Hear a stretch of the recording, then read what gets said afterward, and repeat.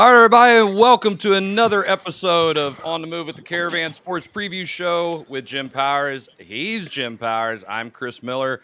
And this episode, as all episodes, are brought to you by Wiley Agencies for multiple policies under one roof with your car, your house, your boat, whatever. You can call Sean Wiley today. His Festus office at 636-764-6294. His Hillsborough office, 636-333-9903. And he'll take care of you today. Speaking of today, it is good to be back and having the show. Jim, how are you doing today?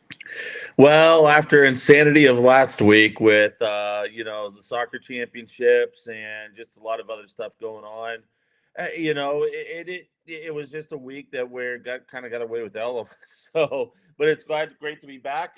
Day before Thanksgiving, which first off, want to wish everybody a happy Thanksgiving. Hope everybody gets a Absolutely. chance to spend some time with family and friends, and I know that's what I'm going to be doing. Plus, I'll also be doing something for the 12th year in a row that I really enjoy doing. And we'll talk about that here in a little bit. But, it's hard to believe we've got 2 weeks of the football season left. And what a terrific quarterfinal weekend last weekend was. We'll get into that here in a bit. And we've just got some unbelievable state semifinal games to talk about. I mean, we did have some really good games, last week that we didn't get a chance to talk about because of my favorite sport, never. Yeah, But at the same time, you love soccer. And by the way, oh real yeah, quick, Soccer Park was terrific. And want to give, kudos to Deshaun for winning Class 1. And Bishop DeBurr, I tell you what, that championship game was a lot of fun to watch between two great coaches and Brian Gillick over at Bishop DeBurg and Pat Turner up at Deshaun. And then, Coach Ehrenberg over at Ladue had his kids right on the doorstep, wasn't able to get it done in Class 3. And then, some great games over in Class 4, which, Rockhurst wins with 5 seconds left on the clock.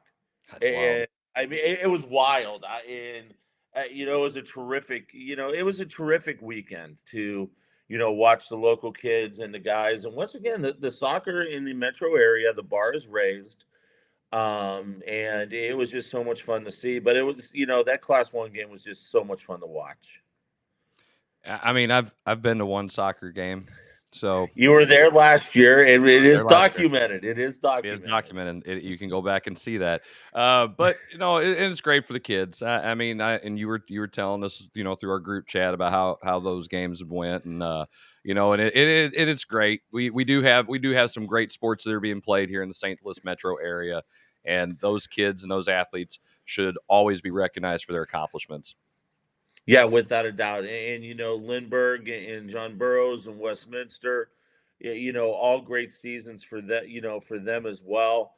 And yeah, we just have one more fall championship. And like I said, this fall has really turned into be one for the history books when it comes to bringing home state championships.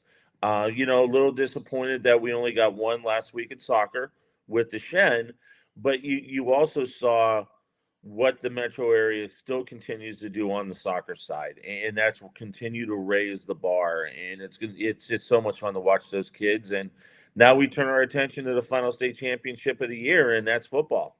That's right. And between football and basketball, I feel like the St. Louis metro area is going to pick up a few more of those when they're all said and done. And speaking of I football, we're agree. we're going to jump into it because we got some great matchups here in Class 6 for our state semifinals right now. Jim, if you can, I believe you can see the graphics. I put them up there so you can see them as well.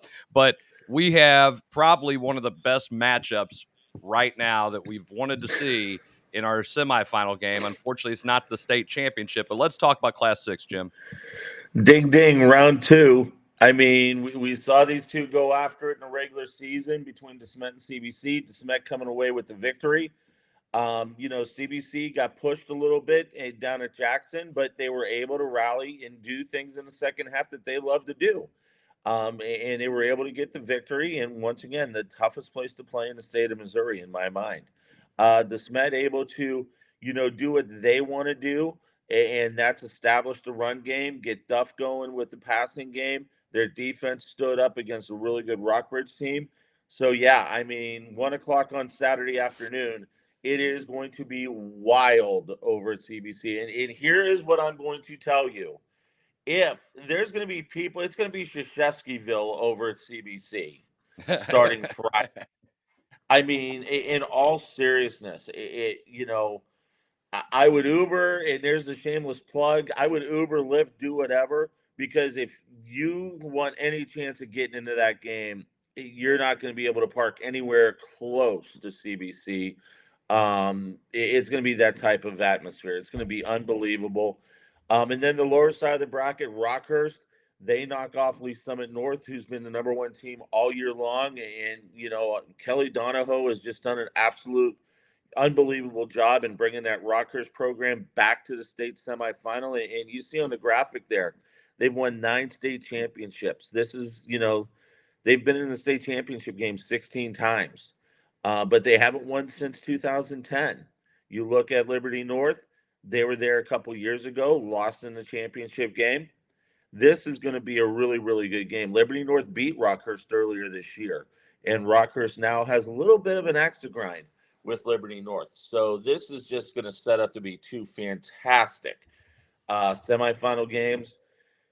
I know a lot of people were hoping to see CBC DeSmet round 2, and we got it, and it's just going to be unbelievable on Saturday at 1 o'clock. Yeah, I agree. And then, the fact that you got some of these schools that have been there, done that before, it does. It's going to be. I'm curious to see how Rockhurst, pulling off the upset, making it where they have what they're actually going to be able to do if they can go ahead and finish the job and get to the championship game. And they have a storied history of great football. Well, and once again, Kelly Donahoe, many years over at Blue Springs, takes over the program for Tony Severino. A couple, down years over the last few years, but he's got this team back, and they're built on defense. And they just do such a terrific job flying around to the football. Liberty North has a terrific quarterback that can do so many things to get that offense jump started. And then we all know about CBC. The big question mark is going to be, does McClellan play? He did not play last week against Jackson. It's going to be interesting to see if he's able to suit up and get after it on Saturday. And then you got the Smet, who beat CBC earlier this year, and it really wasn't even a close game after the second quarter. So it'll be interesting to see what changes John Merritt and Scott Pingler are going to make when it comes to this matchup, and with the chess match that's going to take place between those two. With great coaches and great athletes, it's going to be a lot of fun to see how these games transpire. I'm looking forward. Hopefully, I can figure out a way to watch a little bit of it. I'm going to be coaching a basketball game at some point this weekend, finally. But anyway, we'll move on to Class 5, and Jim, this is a very interesting one. Let's get your take on it. Yeah, it's terrific, actually. I mean, Cape Central, they've been on a roller coaster all year long, and a lot of people did not give them a shot against Eureka. I didn't give them a shot. After what Eureka did to Rockwood Summit, I really thought Eureka could get through that game and set up the matchup with Ritter. Well, guess what? Cape Central comes in, shuts everybody up, and I've decided that I am not going to pick any more winners the rest of the year because I've been made to look silly over the last 2 weeks. But no, I mean, Cape Central has a team that can match up against anybody. Now, do I think they can match up against Cardinal Ritter? No. I think, Cardinal Ritter will get to Faroe Field next week. Now you look at the bottom side of this thing, and you've got a Republic team. This is their first go around in the state semifinal. And guess who you get to play? You get the Webb City Cardinals. 16 state championships, won it a few years ago. This year, a little different dynamic. You don't have John Roderick on the sideline, first year head coach, and they have not missed a beat. I think it's Ritter and Webb, and that will set up to be a really interesting state championship game without any stretch of the imagination into next weekend. It kind of sounds like you just picked some winners, Jim. I know, and I'm probably gonna. Yeah, I know. Gosh, I've been beat up. I mean, golly. But no, I mean, when you look at the matchups, Ritter, I really think, yeah, I don't think Cape Central has the speed to hang with Ritter, especially out on the edges. Um, Webb City is playing incredible football right now. And Republic is too. Now, they knocked off Elias, and Elias has been ranked in the top five most of the year. I think that's going to be a really good game, a battle of two rivals down in Southwest Missouri. But I once again, you don't count Webb City out when you get to this stage of the ball game, and I think they're going to be the team to get back to the state championship game, and we'll see what happens. I mean, Jim, I don't want to, piggyback on you there a little bit, but I agree. I mean, no disrespect to Cape Central, what a run, getting to this point, because I would not have expected them to beat Eureka, and here they are. But I'm kind of thinking it's going to be Ritter and Webb. I mean, they're just just great teams, and they're Yeah. well coached, and they've got the players. I mean, look at what Republic's done. What a great run for them. Now they're here for the first time. So I just don't see anybody upsetting the norm here in high school football right now in Class 5. I So don't see it either, but after everything else that has happened over the last 2 weeks, who knows? put up in the air. Yeah, who knows? Who blow knows? it up, who knows? Right. Well, and that's the great thing about high school sports Yeah, in general. You can't predict this stuff. It's kids. You never know what they're going to do when they show up. They got to make the exactly. plays. Us adults, we're just there for the ride. So we'll jump into Class 4, and look, this is a matchup I was really wanting to see right here in the top part of the bracket. Jim, let's get your thoughts. Yeah, without a doubt. I think once we saw the district brackets come out, we saw where everybody was lining up. I think a lot of people had Hillsborough Lutheran North penciled in to this game. And my gosh, I sat there and watched this Lutheran North Hannibal game. And, I made the comment, you got to stop Aeneas Williams. Well, they couldn't stop Aeneas Williams, but they didn't let anybody else score. And Hannibal could not stop Dakari Hollis in that offense. I mean, the way Kyle Wagner has these kids playing, and just battling. I mean, you got put into a game that normally you see this is a Madden score. That's what I was thinking when I saw it. Yeah, was that a basketball game that they were playing? It was Madden It was Madden 24 all over the place. Arcade mode. Yeah, exactly. On rookie mode. That's what I play, the rookie mode. So there it is. But yeah, I mean, Lutheran North has just got so many offensive weapons. They do. Now they're going to run into a Hillsborough team that's big, physical up front, and it'll be interesting to see how Lutheran North is going to attack that. It'll be a great game. That game down at Hillsborough, they get the host spot Saturday at 1, and it'll be interesting. And then down below you got a Kearney team that knocked off Smithville, that blew up my bracket early, a couple weeks ago. And Jeff City. I mean, it's great to see the Jays back in a state championship conversation. You look at the last time they won a title, 1997. They've won 10 of them. Pete Atkins, led the way for most of those. They've really scuffled their feet a little bit over the last 10 years. But it's great to see them back in the conversation. And Kearney is just a great team. They're deep, they're physical. That game's going to be a terrific game as well. But my gosh, this is just a bracket that you love to see. Some great teams. You got the Blue Bloods, and then you've also got a team in Hillsborough. Once again, have not made it this far before, so it'll be interesting to see how they get used to playing the weekend after Thanksgiving. Well, I mean, that's the cool thing about it, man, is when these teams make it there for the first time, and then they're establishing their programs and establishing those traditions. Maybe a lot of people who are new to high school football didn't realize that Cardinal Ritter hasn't won a bunch of state championships in football. They're really good, but they haven't won a bunch. And football, Hillsborough football has been, pretty good for a while, and they haven't got to that point yet. So now you're seeing some of these programs starting to establish those deep state runs, Yep. and really establish themselves to create that, like Webb City wasn't Webb City until he started getting there, if that makes any sense. And now you're starting Without to a see doubt. some of these some of these programs doing that. And that's the cool thing about it when you start to see how tradition begins. And for me, because I love the history of high school sports here in Missouri. So that's something that I like to see.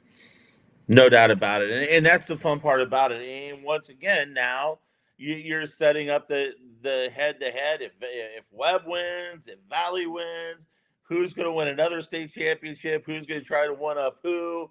I Yep. mean, in back in the mid 2010s, that's what that was the storyline is when you got both Webb and Valley either at the Dome or down in Springfield or out of Faroe, who was going to one up who to grab that lead for maybe 3 hours on who had the most state championships in the state of Missouri on the football side. Isn't that crazy? That's just wild to me. But I love it. I absolutely love it. We're gonna take a quick break, and we come back. We're gonna jump in. We're actually gonna talk about Class 3, 2, and 1 football. You don't want to miss it. So we'll be right back with more On the Move with the Caravan Sports Preview Show with Jim Powers. I'm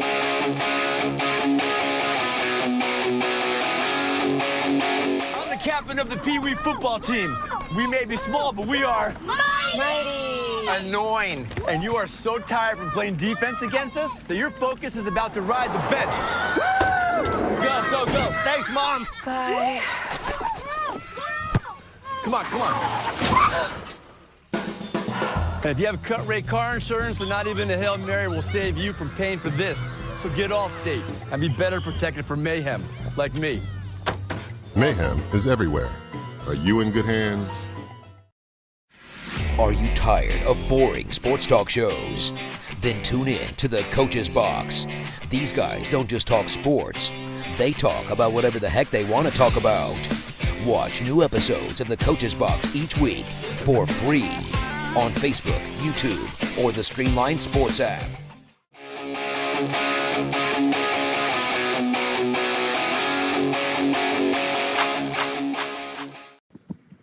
Welcome back to On the Move with the Caravan Sports Preview Show with Jim Powers. Don't forget, if you need to get some insurance, because by God, like me, I hit a deer this weekend, and that was great. I got 3 big dents in my truck, but you know what? I called Sean Wiley. He takes care of me. You can call him today. You get multiple policies for all your needs. Yeah, I didn't tell you about that one, did I, Jim? You can call Sean. No, you did not. I know, right? His Festus office is 636-764-6294, or his Hillsborough office is 636-333-9903. And he'll take care of you like he had to take care of me. Yep. Good and stuff. Sean needs to take care of me because of my stupidity picks over the last couple weeks. Sometimes I may need life insurance. So make sure you reach out to Sean. He'll get you hooked up. He'll get you hooked up for sure. And hopefully you don't want to pick any more teams, because you just never know how the rest of this is going to go. But we're going to jump right into Class 3. Not going to waste anybody's time here. And you know what, Jim? This is one of those, you might have one of those teams that you'd have put on your bracket all the way into the championship game, but I don't know about the rest of them. St. Pius out of Kansas City, probably. But once again, this is Blair Oaks to lose. And I am confident when I say this, okay? What Ted LePage has done with that program since taking over a few years back, they're defending state champs. They're a team that's just deep. A young quarterback that stepped in and did a tremendous job. And Blair Oaks has not looked back since they lost to Lutheran North earlier this year. Park Hill Central, finally healthy, finally doing the things that they like to do. But I just don't think they can match up with Blair Oaks. And then down on the bottom, Seneca's had a terrific year. St. Pius, Kansas City has been there. And they've won 3 state championships. They were there a couple years ago and fell a little bit short. But once again, this is Blair Oaks to lose, and I don't see them losing. I think that they are going to take care of everything they need to take care of and get out to Faroe next week and get another state championship. Yeah, I mean, I agree. I kind of look at it being a Blair Oaks, St. Pius, the other St. Pius matchup. But right. I will say this. I don't want to count out Park Hill Central, because you hit on it. They have not been healthy, and now they're healthy. And they do have the weapons to give teams a lot of fits. They are very talented. They're well coached. And I wouldn't be surprised if it's a close game. Now, Blair Oaks is very, very good. they could turn around and say, you know what, we are the defending state champs. Welcome to the party. We're going to show you where the door is, though. And they're that kind of team too. But again, you don't know. They're kids. Crazier Right. things happen. Oh, without a doubt. And once again, I think having a Park Hill Central team healthy right now is they're healthy at the right time. Right. Here's where I don't think they match up out on the edges. That I think Blair Oaks receivers are so talented that they're going to make the secondary. I mean, if I'm Park Hill Central, I've got to have the Tampa 2. I've got to have two safeties over the top. I've got to make sure the linebackers got a slot, because you're going to see, 12 personnel. You're going to see, two, two receivers on each side. They're going to throw some different looks that Park Hill Central just hasn't seen this year. So that's where I think the edge goes to Blair Oaks. I think it will be a close game, but once again, it's Blair Oaks and just history being there, doing the things that they do. Plus, you got Ted LePage as your head coach that has been there and done that for many, many years. The edge goes to Blair Oaks, but it'll be interesting to see what Park Hill Central does to try and neutralize some of the things that Blair Oaks is going to want to do. And I think the biggest part of it is you got to scrap any secondary that you've run all year. You have to have two safeties over the top. You're going to have the outside linebacker covering the slot receiver, because they do like to run that 12 personnel, or they like to run the doubles on each side to spread things out a little bit. Yeah, and again, chess matches all the way around. Yeah. And that's how this one's going to go down. I like Blair Oaks, but yeah, I'm really hoping it's a close game, because I like to see the good games, especially this time of year. Don't like to see blowouts. I want to see good football. Right. All right, and then doubt. moving into Class 2, I kind of think this is going to be a 2-team race. I don't know about you, Jim. Yeah. Yeah. And it's set up to be the 2-team race. I mean, Valley back where they should be, dropping back down to Class 2, and they haven't looked back since losing the segment in week 1. Lamar is Lamar. They just win. They do things the right way. And you see it there. Valley Catholic, 19 appearances. Lamar, 10 appearances, 15 first places. Lamar, those 8 came consecutively before they lost in 21. Bowling Green has had a terrific year. Fairgrove, their first look at it, and they knocked off a really good Father Tolton team. But guess what? Valley Lamar next week. I cannot wait. That's going to be a lot of fun. Oh, I agree. And hey, way to make it. You got to the state semifinals, but then you run up against buzzsaws. Again, I'm not saying that that's going to happen, but if I had to pick, I had to bet money, I'm going to take those two. Great programs. They do such a fantastic job, and they are very, very, very talented. Yeah, without a doubt. And it'll be a lot of fun to see. Yeah.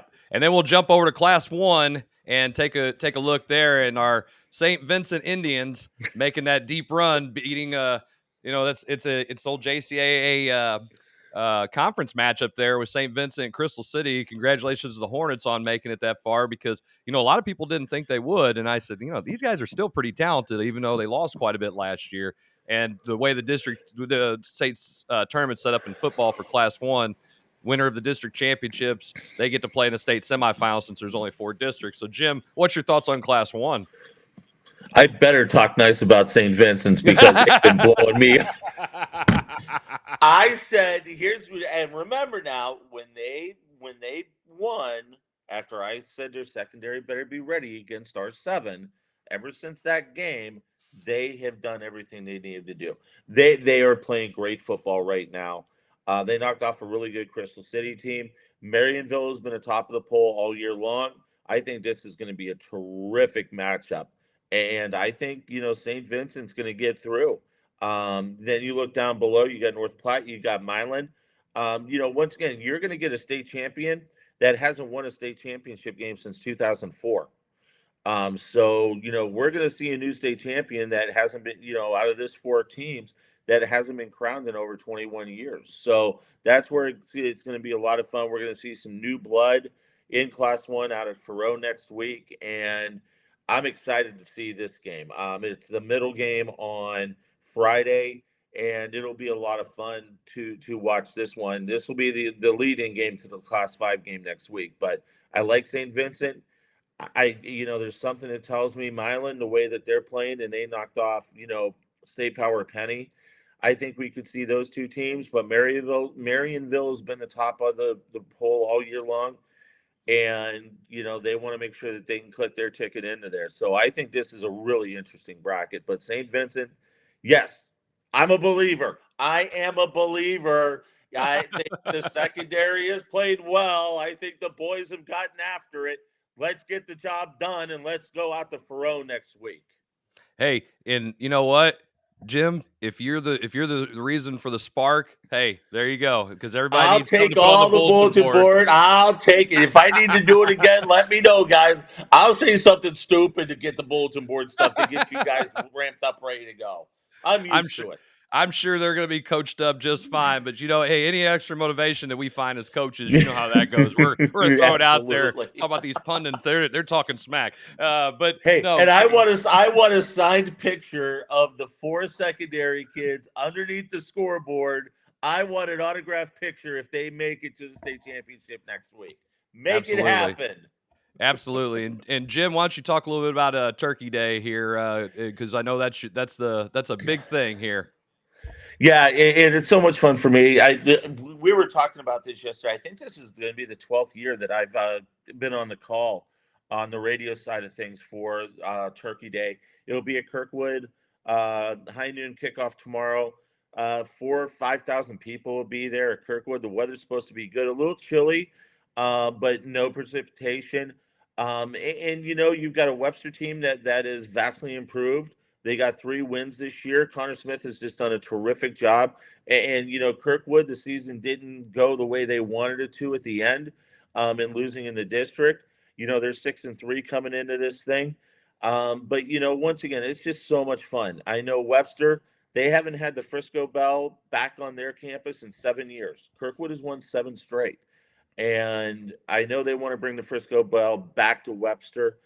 Kirkwood's got a really good team. I think this game's close, but Kirkwood should pull away in the end. But I'm telling you, Webster is closing the gap in a big time fashion. But this is just, for me, it's a fun game. And when I first heard about this, when I moved here 19 years ago, I'm like, they play football. This is a regular season game, and I went and watched it, and I've been hooked ever since. And then when I had the opportunity to start calling the game on radio, back on 590 in the beginning, and then we moved over to 550, me and Brendan Weesey, it is a fun day for all of us. And, we'll start our pregame on 550 tomorrow at 11 o'clock. Interviews with Jeremy Macklin, with Connor Smith. Jerry Collins, longtime Webster Groves AD, he's retiring at the end of this year. We'll have him on, and it's just a really, really neat experience. If you've never gone to a Turkey Day game, you really, really need to go to one. It's just so much fun. They open the parking lot up at 8 o'clock. They do the, they're out there tailgating. They're deep frying the turkeys. But the other thing too, Chris, is just the communities getting involved. Like, tonight they have the chili cook-off between the 2 communities. Then they do the big pep rally. Earlier this week they had the friendship dance between the 2 schools, which is, kind of their homecoming, so to say. It's just really neat to see how the communities get involved with Turkey Day. And then the kids play a football game on Thursday afternoon starting at noon. And, we have a lot of fun calling the game. The kids have a blast playing it. And, it's one of those rivalries. And, I'll steal a line from Jim Nance in the Masters. It's just a tradition like none other. Well, and that's the cool thing. I when I heard about it for the first time, I thought it was like, this is nuts. Why? But when I've heard more about it, it's kind of what high school sports is all about, especially when you have 2 rival communities coming together and having that kind of a celebration. Yeah, without a doubt. And that's the cool thing about it. And plus, too, what everybody's got to remember, this is still a regular season game for these two. It's still a conference game for these two. And so there's still some stuff on the line here, Yeah. for both of these teams that they have to get out and get after it a little bit. So it's a lot of fun. I'm excited. I'm going to talk to Jeremy Macklin here this afternoon, and it's always great to talk to J-Mac and get some insight and just visit with him, and talk to Corey Neslage and Matt Irvin yesterday. Matt Irvin, he's just a really neat story because he coached over at Kirkwood, and now he's the principal at Webster Groves. So he's been on both sides of this Turkey Day thing. So a lot of fun. Can't wait. If you can't be there tomorrow, check us, me and Brendan out. We'll start our coverage at 11 o'clock and kick off at noon on 550 KTRS. It's awesome. And if you can't make it, tune in, listen to Jim. Okay, tune in if you can, and you don't have to listen to Jim. But get out there, and watch it. And again, if you have the opportunity and the means, watch the kids play in those state semifinal games. It's on Misha TV. Unfortunately, I have to pay, but it's state playoffs, and that's kind of a thing. But hey, again, great winding down. It's been a great fall season, and we're about to wrap it up, man. Next week, our final week of talking football. Then the following week, we get to talk about basketball. Let's go, baby. Let's go. Well, thank you guys for tuning in for another episode of On the Move with the Caravan Sports Preview Show with Jim Powers. We hope to be back next week so we can talk some, just like Jim said, our final football matchups of the year. So you guys have a great Thanksgiving holiday. Enjoy it. Be safe. Eat as much turkey as you can. Watch some football, whatever it is. And enjoy that time with your family. For both of us and for everybody at Off the Rails Media, have a happy Thanksgiving, and we'll see you guys all again very soon.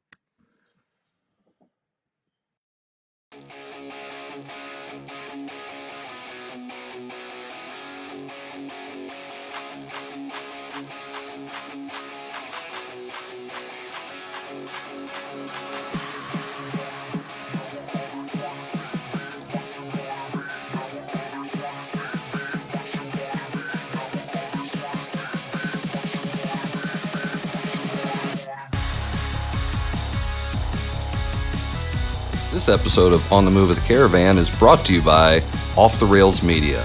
Life's more fun when you're off the rails. Are you tired of boring sports talk shows? Then tune in to the Coach's Box. These guys don't just talk sports. They talk about whatever the heck they want to talk about. Watch new episodes of the Coach's Box each week for free on Facebook, YouTube, or the Streamline Sports app.